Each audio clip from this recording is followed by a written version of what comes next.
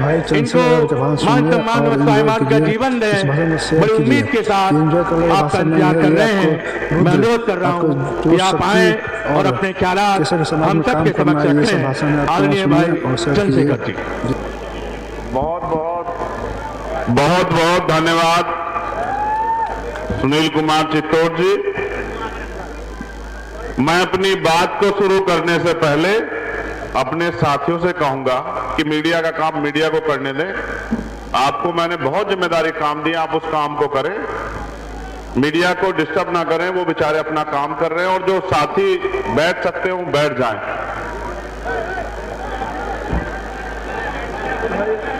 क्योंकि पीछे वालों को देखने में दिक्कत हो रही है, वो बार बार निवेदन कर रहे हैं बैठने का।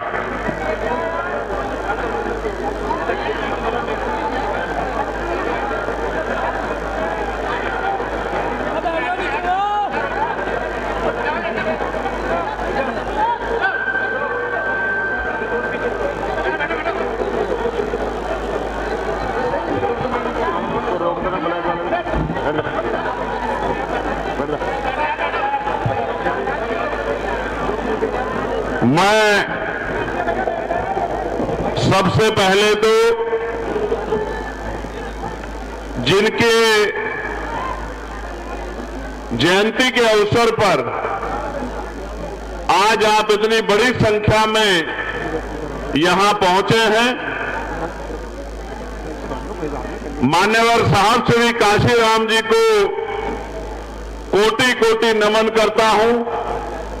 उनकी 90वीं जयंती के अवसर पर फिर उनके साथ साथ आजाद समाज पार्टी काशीराम के चौथे स्थापना दिवस की भी सभी सामान्य कार्यकर्ता से लेकर चोटी के नेताओं को भी बहुत बहुत बधाई देता हूं। आप सबको आजाद समाज पार्टी के चौथे स्थापना दिवस की बहुत बहुत बधाई। मेरे हाथ में एक लंबी लिस्ट है, मैं उसको पढ़ने के बाद बीच में खड़े होकर अपनी बात रखूंगा, इसलिए मैं उस लिस्ट को पहले पढ़ देना चाहता हूं, क्योंकि इस कार्यक्रम को सफल बनाने में भीम आर्मी, आजाद समाज पार्टी और बहुजन समाज के एक कार्यकर्ता ने बहुत मेहनत की है। इस मंच पर उपस्थित पंजाब से चल के आए मान्यवर साहब श्री काशीराम के छोटे भाई श्री दलबारा सिंह जी, विनय रतन सिंह जी, कमल वालिया जी, रविंद्र भाटी जी, वीरेंद्र श्रीश जी, अतर सिंह बाबू जी, डॉक्टर ब्रजपाल सिंह जी, डॉक्टर आकिब सिंह जी, सौरभ किशोर जी, अमित गौतम जी, शानेन्द्र वर्मा जी, राम गोपाल जी, नीटू सिंह जी, महक सिंह जी, श्याम प्रकाश बोधी जी, विवेक सेन जी, पुष्पेंद्र राणा जी, सोमनाथ प्रजापति जी, भूरे खा जी, छोटे भाई सुल्तान चैंपियन जी, मनोज दोहन जी, नरेंद्र भीखूराम जैन जी, मोहनलाल जी, मनीष प्रजापति जी, जितेंद्र राणा जी, सूरज पाल जी, गजेंद्र भाटी जी, चांद कुमार प्रजापति जी, राजीव प्रजापति जी, वीरेंद्र सैनी जी, प्रोफेसर इम्तियाज भाई चौधरी सतपाल जी, राव मौसम जी, रजनीश विश्वकर्मा जी, अमित कसाना जी, अमरचंद हरसोलिया जी, कमल बराड़ा जी, वीर सिंह जी, ओमपाल जी, अनिल गौतम जी, संजीव सागर जी, राजेंद्र सिंह गुर्जर जी, विनय सागर जी, गोरखनाथ बोध जी, अब्दुल्ला खा जी, मुकेश ठेकेदार जी, अनिल करदम जी, पुष्पेंद्र जाटव जी, तालिब चौधरी जी, काशिफ भाई, रामपाल नेताजी और महेश पहवाल जी। उनके साथ साथ यहां इस जिले के हमारी जो लीडरशिप है, भाई प्रशांत महासागर जी, राजेंद्र सिंह जी, राजकुमार जी, जितेंद्र सिंह जी, अभिषेक कुमार जी, भूरे भाई, शुभम कुमार जी, कौशल चौधरी जी, मान्यवर गिरवर सिंह जी, सुनीता देवी, अरविंद भाई, रजनीश वाल्मीकि, रोहित कुमार, मोहित कुमार, अमित कुमार, सद्दाम अहमद, राम गोपाल सिंह, रोहित कुमार, छोटे सिंह, यामीन जी, हर्षवर्धन जी, राजपाल सिंह जी, केवल सिंह जी, चंद्रभान सिंह जी, शिवम जेवरिया जी, रावत कटारिया जी, रोबिन कुमार जी, विष्णु गौतम जी, छोटे सिंह जी, लवली कुमार, पृथ्वी सिंह, दल सिंह, श्री ओमपाल बालियान जी, ललित कुमार जी, रजत कुमार जी, फसाद हुसैन जी,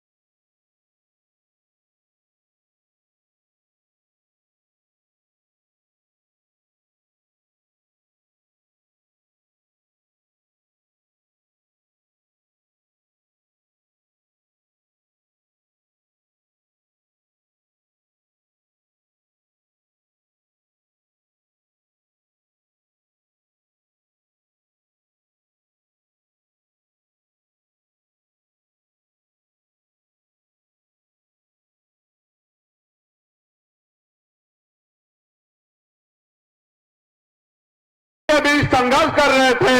जब मान्यवर संघर्ष कर रहे थे, काश एक किताब भी पढ़ने के लिए, और मान्यवर काशीराम साहब ने बाबा साहब के विचारों को जाना, और उन विचारों को जानने के बाद उन्होंने क्लास 1 की नौकरी को लात मार दी।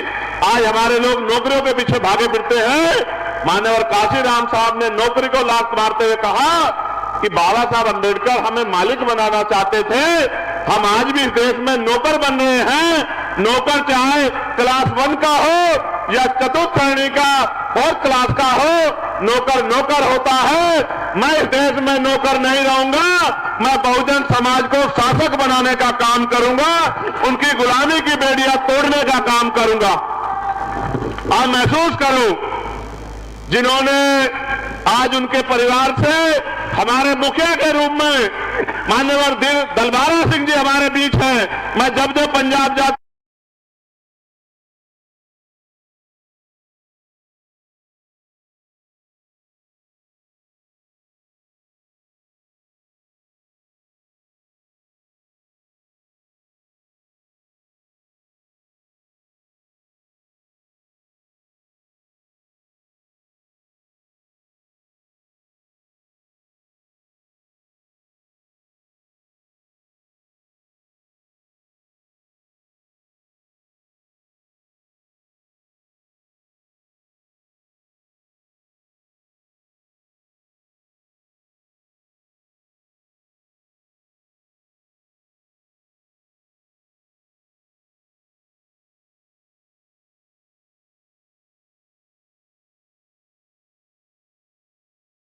बैठेंगे, मैं इनसे मिलकर आया, और फिर मैंने वापस, जब मैं 16 महीने जेल काट के आया था, तो मैं तीसरे ही दिन चला गया था पंजाब, डेरा सचखंड बल्ला नमन करने के लिए, और उस मिट्टी को नमन करने के लिए, क्योंकि मैंने जेल के दिनों में मान्यवर काशीराम साहब को पढ़ा, और जब मैंने उनको पढ़ा तो मुझे एहसास हुआ, पलट के नहीं देखा मेरे साथी। मैं जब यहां आया था नगीना, उठ के आई,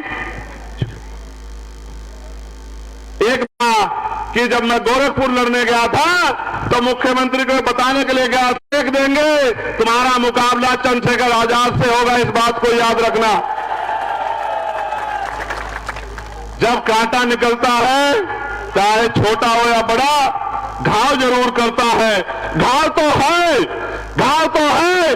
आरएसएस भारतीय जनता पार्टी ताकत दी, सबसे पहले हिम्मत दी और यहां से हमारी पुरानी नेता को एमपी बना के लोकसभा में भेजा, मगर जिन लोगों ने लोकसभा में भेजा उनके हिस्से में कुछ भी नहीं आया। आज भी ओमपाल जी जिक्र कर रहे थे कि भाई नगीना के लोग, बिजनौर के लोग ये कहते हैं कि हम तो सबको ताकत देते हैं, लेकिन कोई हमारे बारे में नहीं सोचता, कोई हमारे बारे में नहीं सोचता। मैं आपको विश्वास दिला के कहता हूं कि जिस तरह से मां की सेवा की जाती है, इस तरह से मैं नगीना, लोकसभा और बिजनौर जिले के लोगों की सेवा करने का काम करूंगा। मेरी बात को आप याद रखना। क्या कोई, मेरे भाइयों, मेरी माताओं बहनों, बताओ, क्या कोई व्यक्ति अपनी मां को परेशान छोड़ता है? क्या दुख के समय में, परेशानी के समय में मां से मुंह मोड़ता है? तो जब कोई बेटा नहीं मोड़ता तो चंद्रशेखर आजाद नगीना से मुंह मोड़ने वाला नहीं है। मेरी बात को आप याद रखना। मिट्टी का कर्ज इस तरह चुकाऊंगा जिस तरह मां के दूध का कर्ज चुकाया जाता है। मेरी बात को आप लोग याद रखना। कभी आपको अकेला छोड़ के नहीं जाऊंगा। मुझे बहुत सारी बातें आपसे कहनी है। इस देश में हम लोग जो आंदोलन चला रहे हैं, सत्ता उसमें सेकेंडरी है, पहली है व्यवस्था परिवर्तन। व्यवस्था परिवर्तन कैसा? इस देश में जाति के आधार पर गैर बराबरी है, ऊंच नीच है, जाति के आधार पर शोषण होता है। मान्यवर काशीराम साहब लंबे समय तक प्रयास करते रहे कि जाति के आधार पर होने वाला शोषण कैसे बंद होगा। उसका तरीका एक था कि कोई भी परिवर्तन बिना राजनीतिक शक्ति के नहीं होता। जब तक हम राजनीति में कामयाब नहीं होंगे तब तक हमारे हाथों में शक्ति नहीं होगी। जब तक शक्ति नहीं होगी तब तक परिवर्तन नहीं होगा। इसलिए उन्होंने कहा अपने लोगों से कि चाहे रिक्शा चलाने वाला हो, चाहे कुर्सी पे बैठने वाला हो, हर आदमी तय करे कि हमें इस देश में शासक जमात बनना है, हमें इस देश में राजकाज लाना है, हमें इस देश में गरीबी, बेबसी, गुलामी की बेड़ियां काटनी है। और वो उसमें सफल भी हुए। लेकिन जहां तक वो छोड़ के गए, मैं आपसे पूछना चाहता हूं, क्या आप उससे उस कारवां को आगे बढ़ाना चाहते हो, नहीं बढ़ाना चाहते हो? बताओ, जोर से बताओ, बढ़ाना चाहते हो, नहीं बढ़ाना चाहते हो? क्या जो काशीराम साहब के नेतृत्व में आंदोलन के जरिए जो मिल गया, क्या वो काफी है या अभी भी परेशानियां आपकी जिंदगियों में है? बताओ, है या नहीं है? बताओ। अगर परेशानियां हैं तो उनका हल करना पड़ेगा, नहीं करना पड़ेगा? कितने लोग चाहते हैं हल हो? बताओ। तो फिर मेरी इस बात पे गौर करो। एक कहानी सुना रहा हूं, समझ आएगी। एक बार मान्यवर काशीराम साहब अपने साथियों के साथ ये भाषण सुनकर आपसे भाई का एक रास्ते से गुजर रहे थे। ऐतिहासिक भाषण। जब वो इस रास्ते से गुजरे, उन्होंने रास्ते में देखा कि छोटे छोटे एक पालतू जानवर के बच्चे उस गड्ढे में पड़े हुए। वो जोर जोर से रो रहे थे। उनमें एक पिल्ला था, एक छोटा बच्चा जानवर का, पशु का, जो बहुत तेजी तेजी से रो रहा था और उस गड्ढे से निकलने का प्रयास कर रहा था। मान्यवर काशीराम साहब कुछ समय रुके और फिर उस छोटे से पशु के बच्चे को गड्ढे से बाहर निकाल दिया। उस गड्ढे में 4-5 बच्चे और थे। काशीराम साहब ने उनको नहीं निकाला और आगे चले गए। जब शाम के समय ठहरे तो उनके साथ चलने वाले लोगों ने कहा कि साहब, हमें आपसे एक बात पूछनी है। उन्होंने कहा, पूछो। कि आज हमने देखा कि आप रास्ते से आ रहे थे, बराबर में गड्ढे में कुछ बच्चे पड़े हुए थे, छोटे छोटे बच्चे। आपने उनमें से एक बच्चे को निकाला, बाकी को वहीं छोड़ दिया। आपने ऐसा क्यों किया और बच्चों को क्यों नहीं निकाला? गौर करना।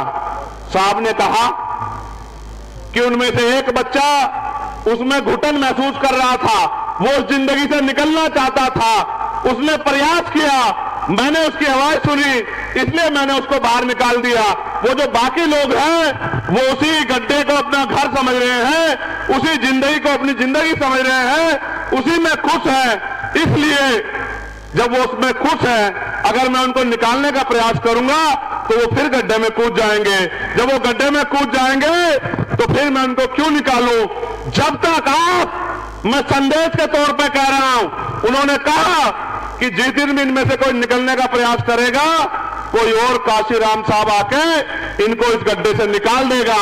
आज मैं आपको कह रहा हूं, अगर आप इस देश में स्वाभिमान सम्मान का जीवन चाहते हैं, हक अधिकार चाहते हैं, तो फिर गड्ढे से निकलने के लिए, गरीबी बेबसी खत्म करने के लिए फिर आप इस चंद्रशेखर आजाद के भीम आर्मी आजाद समाज पार्टी का हाथ पकड़ लो। आने वाले 10 साल में ये गरीबी बेबसी भूखमरी जुल्म जाति की बेड़ियां जड़ से काटने का काम हम लोग कर देंगे। मेरी इस बात को आप लोग याद रखना। सम्मानित भाइयों बहनों, क्योंकि आज बड़ा दिन है, पार्टी का स्थापना दिवस है। देश भर में पार्टी में काम करने वाले लोग अपने मन में सपने लेकर बैठे हैं। मैं उनको भी कहना चाहता हूं, ये आंदोलन महापुरुषों का आंदोलन है, जो महापुरुषों ने संघर्ष करके आगे बढ़ाया। इसको और आगे बढ़ाने के लिए हम सब लोग तैयार हैं और हमारी मेहनत जाए नहीं जाएगी। आपका आंदोलन ताकतवर होगा। आज तो सड़कों पे आप लड़ाई लड़ते हो, गरीबों, कमजोरों, मजलूमों, किसानों, मजदूरों की आवाज बनते हो, बहन बेटियों के सम्मान की लड़ाई लड़ते हो। आने वाले कल में पार्लियामेंट में, असेंबली में भी आपकी आवाज जाएगी और आपकी आवाज के जरिए हुक्मरानों की आंखें खुलेंगी, सरकारों नींद से जाएंगी और आपके अधिकार आपको मिलने का काम होगा। सम्मानित भाइयों बहनों, एक लंबी लिस्ट मैंने पढ़ी। ये सब लोग वो लोग थे जिन्होंने क्षेत्र में मेहनत की है, जिन्होंने क्षेत्र में काम किया है। बहुत सारी समस्याएं मेरे सामने रखी हैं, लेकिन मैं एक बात पर आपका ध्यान आकर्षित करना चाहता हूं। अभी चुप हो।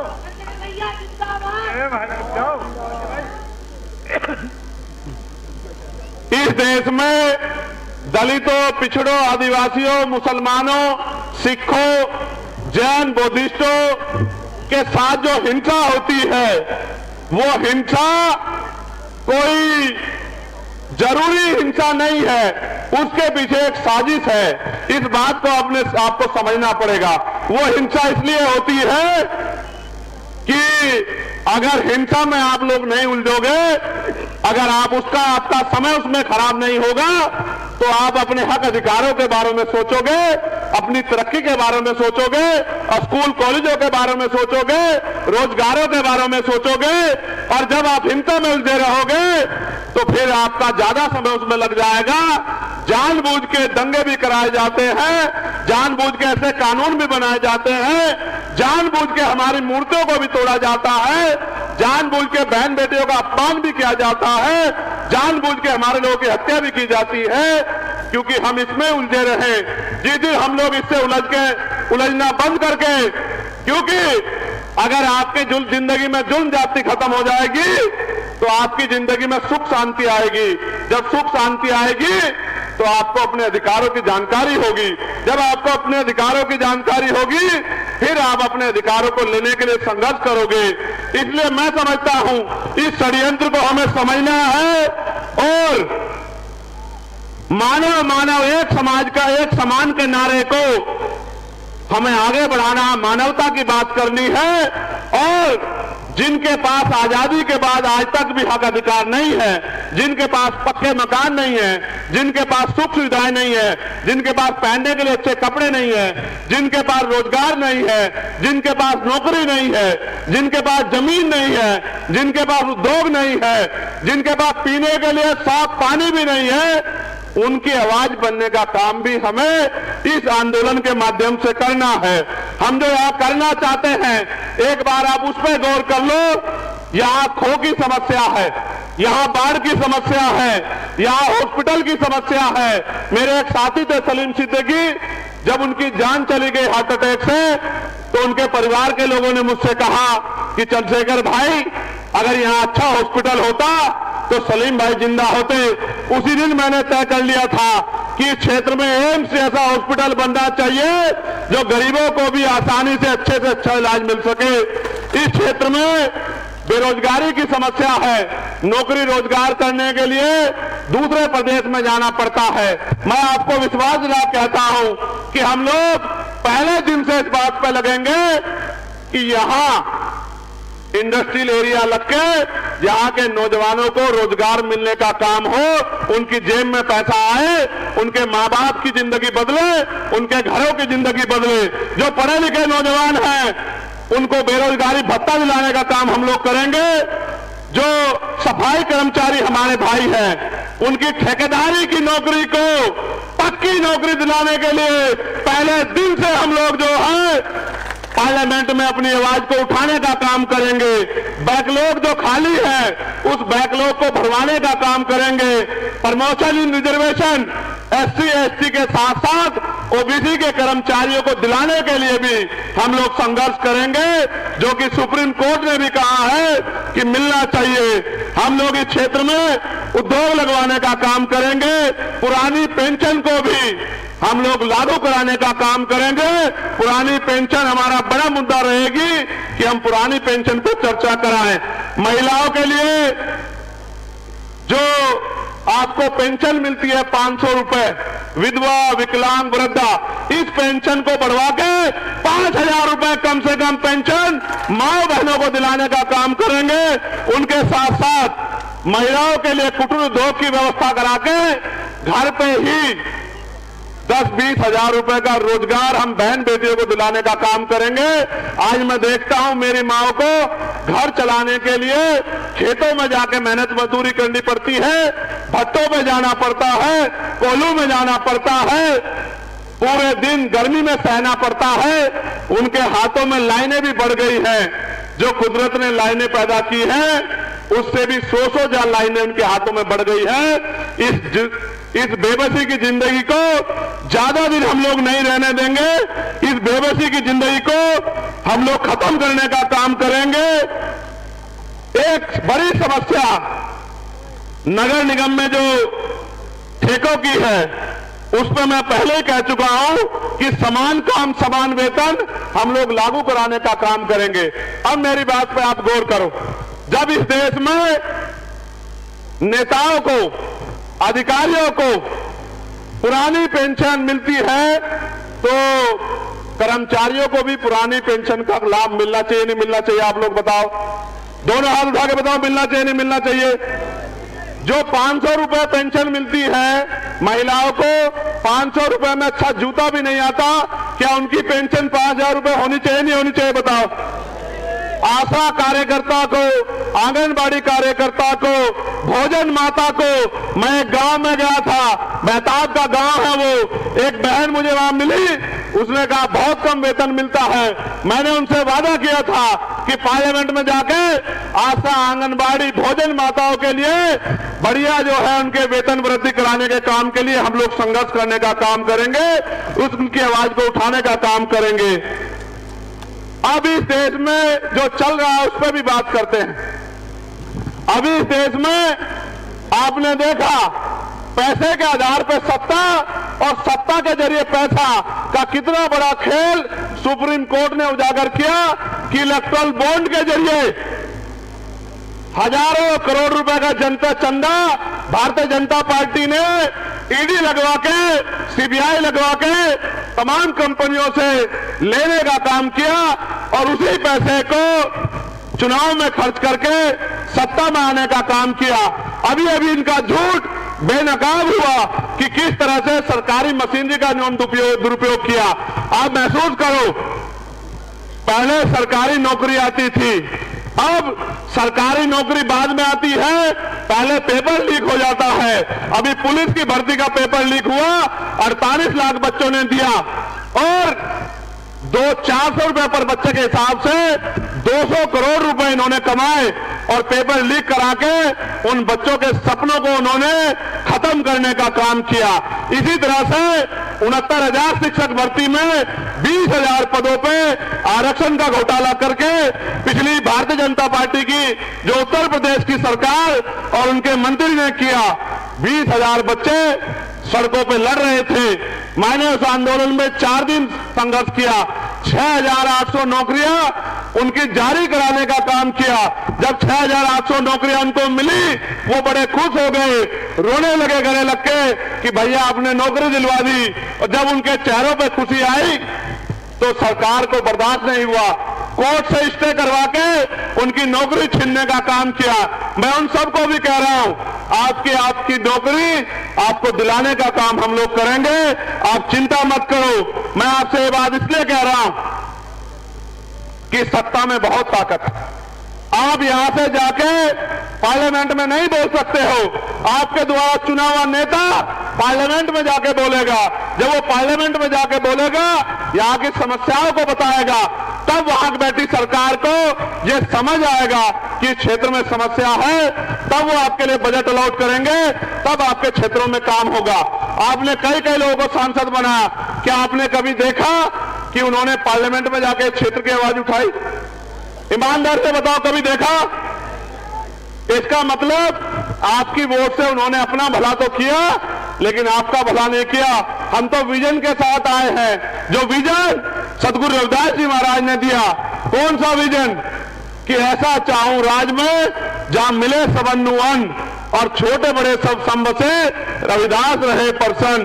कि राज ऐसा होना चाहिए जहां कोई छोटा बड़ा ना हो, जहां कोई ऊंच नीच ना हो, जहां कोई भेदभाव ना हो, जहां किसी बहन बेटी का अपमान ना हो, किसी को खाने के लिए अन्न की दिक्कत ना हो, तन ढकने के लिए कपड़े की दिक्कत ना हो, सर ढकने के लिए छत की दिक्कत ना हो, पीने के लिए साफ पानी की दिक्कत ना हो, किसी बहन बेटी का अपमान ना हो, किसी की हत्या ना हो, सब लोग खुशहाल हो।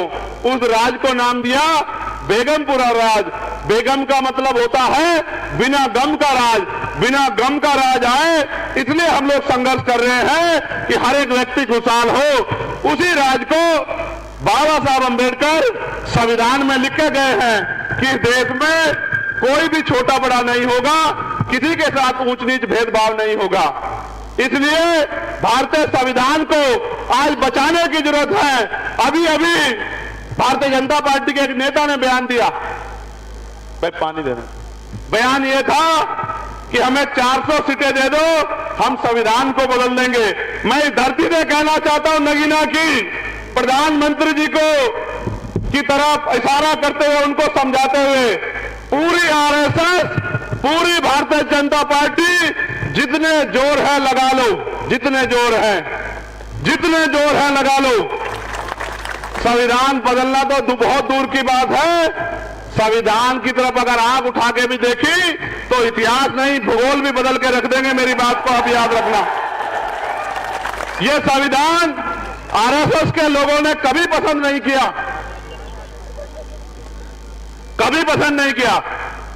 शुरू के दिन से इस संविधान को गलत साबित करने का काम आरएसएस के लोगों ने किया। आज वही लोग बाबा साहब की फोटो लगा के हमारी वोट को अपने पाले में लाने के लिए हमारी बस्तियों में घूम रहे हैं। उनको सावधान रहना है। वो बाबा साहब की फोटो दिखा के और 2 किलो 4 किलो राशन देके हमारे वोट के हथियार को, जो हथियार बाबा साहब दे गए हैं, उस हथियार को अपने पाले में लाने का काम करना चाहेंगे, जिससे कि भारतीय संविधान को कमजोर कर सके। क्या आप भारतीय जनता पार्टी की मदद तो नहीं करोगे? दोनों हाथ उठा के बताओ। अगर आपका रिश्तेदार भी भारतीय जनता पार्टी से आया तो उसकी मदद तो नहीं करोगे? मैं आपको यह कहना चाहता हूं, इस देश में बहुत लंबे समय से हमारा आंदोलन, जो महापुरुषों का आंदोलन चल रहा है, 100 साल से ज्यादा हो गए और 100 साल में हम यहां तक आ पाए हैं। अभी बहुत काम बाकी है, हमें उसको आगे बढ़ाना है। आज हमारे अधिकारी कर्मचारी दफ्तरों में जातिवाद के शिकार होते हैं। कल ही मैंने एक दरोगा का वीडियो देखा जो कह रहा था कि मेरे साथ मेरा अपमान हो रहा है, मुझे जातिगत शोषण सहना पड़ रहा है। यानी कि इस देश में अभी भी हमारी सामाजिक हैसियत नहीं बदली। मैंने तो लंबे समय से उनको भी कहा कि आप भी हमारे साथ जुड़ जाओ। जब आप हमारे साथ जुड़ जाओगे तो कोई भी अधिकारी कर्मचारी आपका शोषण नहीं कर पाएगा। आज फिर मैं कह रहा हूं SC ST OBC के कर्मचारियों से कि वो जल्दी से हमारे सामाजिक आंदोलन का हिस्सा बन जाएं। आपकी तरफ भी हम किसी को आंख उठाने नहीं देंगे, आपके हितों की रक्षा करेंगे। आप ये जानते हैं, मैंने हमेशा लड़ाई लड़ी। 16 महीने जेल काटने के बाद जब दिल्ली में गुरुगढ़ ढहा गया तो हमने 66 दिन जेल काटी। फिर जब NRC का आंदोलन हुआ, NRC में सरकार द्वारा जो जुल्म किया जा सकता था उन्होंने किया। फिर हमने जेल काटी और पूरे देश में घूम घूम के साइन बाग बना के लोगों को लड़ने के लिए तैयार किया। उसके बाद कोई ऐसा मसला नहीं है। चाहे वो मुस्लिम समाज का हो, चाहे वो किसानों का आंदोलन हो, चाहे महिला पहलवानों का आंदोलन हो, जिन बेटियों को अपमानित करने का काम भारतीय जनता पार्टी के नेताओं ने किया, सीना ठोक के हमने उन बहन बेटियों के सम्मान में लड़ने का काम किया, तमाम तरह की मुसीबतें सहने का काम किया। आज भी देश में छुआछूत गैर बराबरी है। आप महसूस करो, मटकी छूने पर हत्या, मूछे रखने पर हत्या। अभी आगरा में घोड़ी पे बैठने के आगरा राजधानी है हमारे प्रदेश के अध्यक्ष वहीं से आते हैं। उसी आगरा में घोड़ी पे बैठने को लेके शेड्यूल कास्ट के लोगों को अपमानित किया गया। उसके साथ साथ अभी मध्य प्रदेश में शिव मंदिर जाने के लिए वाल्मीकि समाज के लोगों को अपमानित करने का काम इन्हीं भारतीय जनता पार्टी के नेताओं ने किया। ये होते कौन है इस देश में? इस देश को बेचने वाले, कोड़ी कोड़ी करके सारे सरकारी उपकरणों को अडानी अंबानी को बेचने वाले, अडानी अंबानी के गुलाम होते कौन है? इस देश को बर्बाद करने वाले। हम अपने देश की रक्षा करना जानते हैं, हम अपने देश को कमजोर नहीं पड़ने देंगे। आज हमारे बहुत सारे साथी देश भर में मोर्चा लेके खड़े हैं। हम ईवीएम के खिलाफ भी लड़ रहे हैं, इलेक्टोरल बॉन्ड को भी बेनकाब कर रहे हैं। पूरे देश में हमारा संगठन है, हमारी यूनिट है। भाई जावेद भाई, हिजाब भाई, सलीम भाई, सीओ कल्याण सिंह जी, तमाम हमारे साथी, हिमांशु जी, महक सिंह जी, तमाम हमारे साथी अन्य अन्य प्रदेशों में आंदोलन को मजबूत कर रहे हैं। एक झटके की जरूरत है कि आंदोलन का पटल ऊंचा हो जाए। ये पटल ऊंचा करने की जिम्मेदारी नगीना लोकसभा के लोगों के ऊपर है। अगर नगीना लोकसभा के लोगों ने तय कर लिया तो आंदोलन को आगे बढ़ने से कोई नहीं रोक सकता है। और आंदोलन को कामयाब करने की जिम्मेदारी जब नगीना के लोगों पर है तो नगीना के लोगों को कमर कस लेनी चाहिए। जब नगीना के लोग कमर कस लेंगे फिर कोई मतलब नहीं बैठता कि कोई भी साजिश, कोई भी षड्यंत्र आजाद समाज पार्टी को यहां कामयाब होने से रोक पाए। मैं आपको विश्वास लगा के कहता हूं कि जिस तरह का बल मैंने दलित समाज के लोगों में देखा, जिस तरह का बल और प्यार मैंने पिछड़े वर्ग के लोगों में देखा इस लोकसभा में, जिस तरह का बल और प्यार मैंने मुस्लिम समाज के लोगों में देखा, जिस तरह का बल और प्यार मैंने किसान समाज के लोगों में देखा, आप विश्वास करो, चाहे मीडिया कुछ भी दिखा दे, हर कोई जानता है कि बिना किसी की मदद के चंद्रशेखर आजाद समाज पार्टी नगीना लोकसभा को 1 लाख वोटों से भी ज्यादा वोटों से जीत रही है। इस बात की खबर सबको है। यहाँ की इंटेलिजेंस की रिपोर्ट देखो, यहाँ की दूसरी पार्टी की रिपोर्ट देखो, सबकी रिपोर्ट ये कह रही है कि चंद्रशेखर आजाद अकेला नहीं लड़ रहा है, उसका पूरा दलित, पिछड़ा, मुसलमान, किसान समाज, उसकी बहनें माएं, उसके नौजवान भाई, उसके बुजुर्ग पगड़ी की बात समझ के इस चुनाव को लड़ रहे हैं। उनको कोई भी षड्यंत्र नहीं रोक पाएगा। लेकिन जैसा मैं जानता हूं कि लंबे समय तक इन्होंने षड्यंत्र के दम पे हमारे ऊपर राज किया है। हो सकता है कि ये कोई जातिगत झगड़ा करा दे, हो सकता है ये भाइयों में फूट पैदा करके राजकाज में आने की कोशिश करें, हो सकता है ये पैसे के आधार पे, क्यों जब इतना मोटा मोटा चंदा कंपनियों से लेके ये सत्ता में बैठे हैं तो हो सकता है पैसे के आधार पे आपकी वोटों को खरीदने का काम करें। क्या आप अपनी वोट को बेचने का काम तो नहीं करोगे?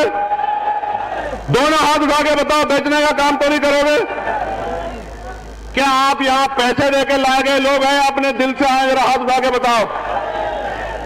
क्या आप चाहते हैं कि चंद्रशेखर आजाद को यहां इज्जत और ताकत मिले? बताइए। तो आप क्या मेहनत करने के लिए तैयार हैं? क्या आप आजाद समाज पार्टी को पहली कामयाबी नगीना में दिलाने के लिए तैयार हैं? मैं जब यहाँ की गलियों में जाता हूँ, यहाँ के कस्बों में जाता हूँ, जब मैं शेरकोट जाता हूँ, ऐसा लगता है कि मैं शेरकोट में नहीं अपने घर में खड़ा हूँ। इतना प्यार शेरकोट के लोग देते हैं। जब मैं शेरकोट से हटके धामपुर में आता हूँ तो ऐसा लगता है कि शेरकोट का प्यार कम है, धामपुर का प्यार ज्यादा है।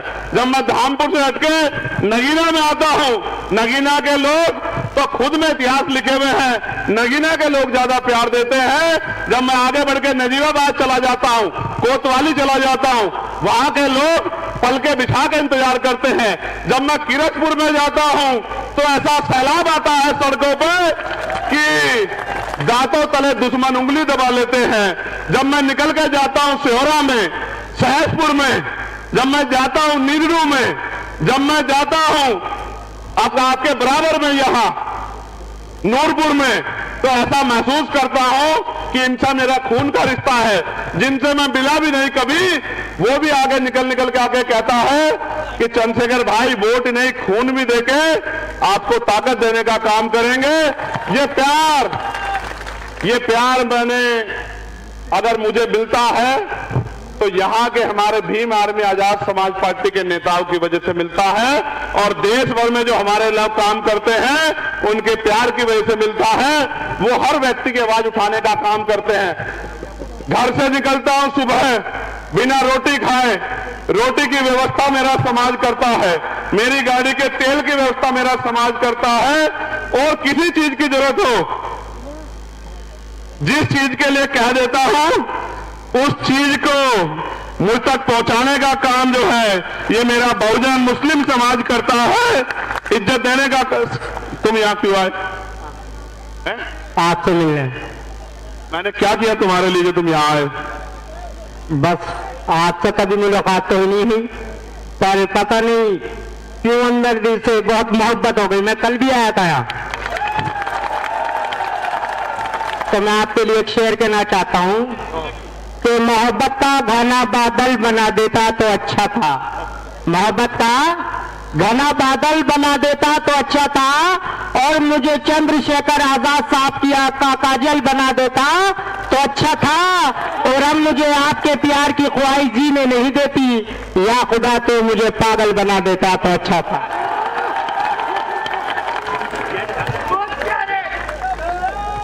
ये अकेला नहीं है, ये अकेला नहीं है। मैं जब इस लोकसभा में जाता हूं तो मैं दीवानगी की हद देखता हूं, दीवानगी की हद। आप बैठ जाओ, इसको देखने के लिए खड़े होने की जरूरत नहीं है, इसको देखने के लिए मैंने इसको ऊंची कुर्सी पे बिठा दिया, देख लो। मैं जब जाता हूं इस लोकसभा में, ऐसे ऐसे प्यार करने वाले लोग मिलते हैं, मैं सोच नहीं सकता। मगर मैं आपसे कुछ कहना चाहता हूं, आप इजाजत दोगे तो कहूं? आप शांत हो जाओ तभी कह पाऊंगा, जब आप लोग शांत हो जाओ। इधर के लोग जो खड़े हो गए, ये वाले लोग बैठेंगे तभी कहूंगा, बीच वाले लोग जब तक ये नहीं बैठेंगे नहीं कहूंगा। बिल्कुल बैठ जाओ, जल्दी बैठो।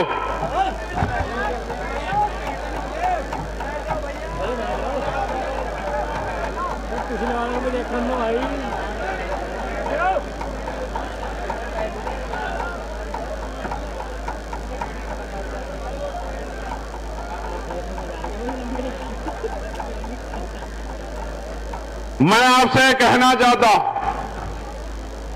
मैं जब गांव में जाता हूं, अपने लोगों के हालात देखता हूं,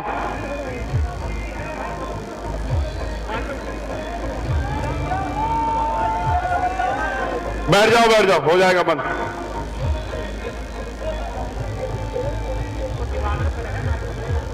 बंद हो जाएगा, चिंता मत करो।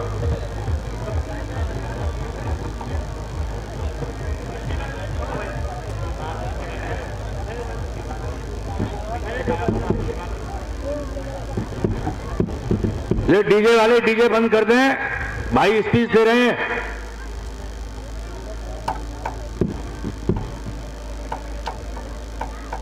तो मैं तो देश भर में जाता हूं और मैं महसूस करता हूं कि जिनको बाबा साहब अंबेडकर वोट की ताकत दे गए थे अपने 4 बच्चों की कुर्बानी से,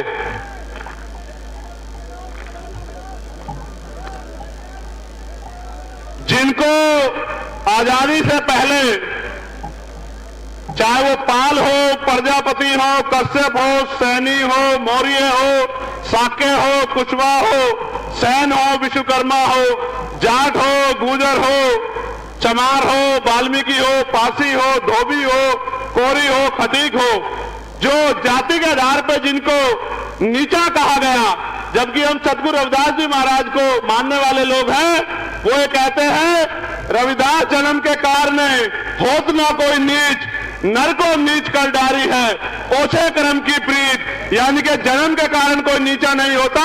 ये जो व्यवस्था बनाई गई है ऊंच नीच पे आधारित व्यवस्था, जो जन्म के आधार पर नीचा करती है, जो जन्म के आधार पर ऊंचा करती है, हमें इस व्यवस्था को खत्म करना है। ये व्यवस्था अगर हम खत्म करना चाहते हैं तो ताली बजाने से खत्म नहीं हो सकती, गाना गाने से खत्म नहीं हो सकती, नारा लगाने से खत्म नहीं हो सकती। ये अगर व्यवस्था खत्म करनी है तो फिर हमें वोट की ताकत से अपनी ताकत बनानी पड़ेगी। इस बात को समझाने के लिए आज मैं आपके बीच में आया हूं। मैं आपसे कह रहा था कि जिनको आजादी से पहले कुर्सी में बैठने का अधिकार नहीं था, भारतीय संविधान ने उनको कुर्सी में बैठने का अधिकार दिया, उनको गांव में प्रधान से लेके प्रधानमंत्री, राष्ट्रपति बनने का अधिकार दिया। जिन महिलाओं को पैरों की जूती समझा जाता था, उन महिलाओं को अगर पंडित जवाहरलाल नेहरू की बेटी भी देश में प्राइम मिनिस्टर बनी तो बाबा साहब अम्बेडकर के संविधान की वजह से बनी। ये ताकत जो है संविधान ने पैदा की है। आज 70 साल की इस आजादी में हम बहुत कुछ आगे बढ़ पाए थे, लेकिन दुश्मन ने फिर से हमारी आजादी छीनने के लिए तैयारी कर ली है। हमें भी तैयारी कर लेनी चाहिए कि हम अपनी आजादी को बचा के रखें। उस आजादी को बचाने के लिए, क्योंकि क्रांति खून मांगती है, कोई भी क्रांति बिना खून के नहीं होती, और खून देने के लिए लड़ना नहीं पड़ता। लोकतंत्र में, राजतंत्र में तो राजा महाराजा राज करते थे, तलवार के दम पे राज होता था। लोकतंत्र में तो वोट के दम पे राज होता है। क्या आप चाहते हो कि आपका भी राज आए? दोनों हाथ उठा के बताओ अगर आप चाहते हो राज आना चाहिए। तो क्या आप राज लाने के लिए संघर्ष करने के लिए तैयार हो? आप चाहते हो जाति के आधार पर ऊंच नीच बंद हो? आप चाहते हो देश में जिस तरह से मुस्लिम समाज के लोग, जैन समाज के लोग, सिख समाज के लोग, बौद्ध धर्म के लोग, धार्मिक अत्याचार का उनके साथ हो रहा है, उनके साथ अन्याय हो रहा है, आप चाहते हो उनको न्याय मिले? क्या आप उनकी आवाज बनने का काम करोगे? क्या आप बहुजन समाज में भाईचारा पैदा करके अपनी ताकत बनाने का काम करोगे? क्या आप घर से निकल के संघर्ष करने का काम करोगे? क्या आप महापुरुषों के अधूरे सपने को पूरा करने का काम करोगे? अगर आप इसके लिए तैयार हो तो आज मैं आपसे ये बस एक ही बात कहना चाहता हूं कि इस तरह से मुट्ठी तानो। अगर हम एकजुट रहेंगे तो हमें कोई भी रोक नहीं सकता, लेकिन अगर हमने अपनी एक भी वोट को बांट दिया तो फिर दुश्मन कामयाब हो जाएगा। इसलिए मैं आपसे कहना चाहता हूं कि इस तरह मुट्ठी बंद रहना। मैं नौजवानों से कह रहा हूं, अपना गांव तैयार करके बराबर के गांव में जाना और उस गांव को तैयार करना। मैं बुजुर्गों से कह रहा हूं, अपने गांव को तैयार करके बराबर के गांव में जाना। मैं बहनों माताओं से कह रहा हूं, अपने एक एक घर के समझाने का काम करना और पूरी नगीना लोकसभा को मेरे साथ मिलकर तैयार कराने का काम करना, जिससे कि मान्यवर काशीराम साहब का सामाजिक परिवर्तन, आर्थिक मुक्ति का आंदोलन कामयाब हो और इस देश में बहुजन समाज के लोग हुक्मरान बने। जितनी उनकी संख्या है उतनी उनकी हिस्सेदारी मिले, जितने उनके साधन हैं उतने उनके साधन उन तक पहुंचे और पढ़ लिख के जो नौकरी व्यवस्था, राज व्यवस्था, जो आर्थिक ताकत उनको मिलनी है वो ताकत मिलने का काम भी हो। आप यहां आए, इतने लंबे समय तक गर्मी को सहन किया, लंबे समय तक यहां आप डटे रहे, आपने इतना प्यार सहयोग दिया। कल से फिर से मैं आपके बीच में गांव-गांव जाके समाज को तैयार करने का काम करूंगा। क्या आप लोग तैयार हो चुके हो या आपके गांव में आने की जरूरत पड़ेगी? आप अपने गांव को संभाल लोगे ना? मैं दूसरे गांव में जाके काम कर लूं ना? मैं इन कस्बों शहरों में काम कर लूं ना? अगर आपसे कोई पूछने आए तो क्या कहोगे? क्या कहोगे? जोर से बताओ। क्या कहोगे? जोर से बताओ। आपका चुनाव निशान क्या है? क्या है आपका चुनाव निशान? आपको कोई रोक तो नहीं पाएगा। बहुत अच्छे। मैं अपनी मां बहनों का पुनः धन्यवाद करता हूं, पुलिस के साथियों का, मीडिया के साथियों का धन्यवाद करता हूं और ललित कुमार जी, तेजपाल जी, पिंटू जी, मसीउल्लाह जी, जगबीर सिंह जी, रविराज जी, आबिद भाई, दत्त भाई, राहुल कुमार, पुष्पेंद्र कुमार, दिनेश कुमार, हरीशचंद भगत जी, पुखराज भाई, फैलसुफ भाई जमा, ज्ञान भाई, हरिराम बोध जी, पिंटू भाई, विकास कुमार सूर्यवंशी, नवीन भारती, शिवम कुमार, शैलजा बहन जी, अनुज कुमार, धर्मेंद्र कुमार जी, उखल चौधरी, आरिफ भाई, विपिन कुमार, बलराज सिंह, भीम सिंह, तेजपाल जी, हंसराज जी, संजीव कुमार जी, अवधेश कुमार जी, कपिल जसराम, इन सब का मैं धन्यवाद करता हूं। और आज भाई सलीम जी जो नजीबाबाद से हैं वो पार्टी ज्वाइन कर रहे हैं, मैं उनका भी बहुत बहुत धन्यवाद। भाई जावेद इदरीसी जी जो कोतवाली देहात से हैं वो पार्टी ज्वाइन कर रहे हैं, उनका भी धन्यवाद करता हूं। भाई आदिल सैफ साहब वो भी पार्टी ज्वाइन कर रहे हैं, उनका भी धन्यवाद करता हूं। इरशाद भाई जो हिंदूपुर से हैं उनका भी धन्यवाद करता हूं। और अरविंद सेलवान वाल्मीकि जी जो पत्रकार हैं, बीजेपी छोड़ के एसपी ज्वाइन कर रहे हैं, उनका भी धन्यवाद करता हूं। अनुराग वाल्मीकि जी, आंसू चंडालिया वाल्मीकि जी, इनका भी मैं धन्यवाद करता हूं। और यहां जो मेहनत कर रहे हैं भाई कौशल भाई और तमाम वो साथी जो यहां पर, मैं धन्यवाद करता हूं।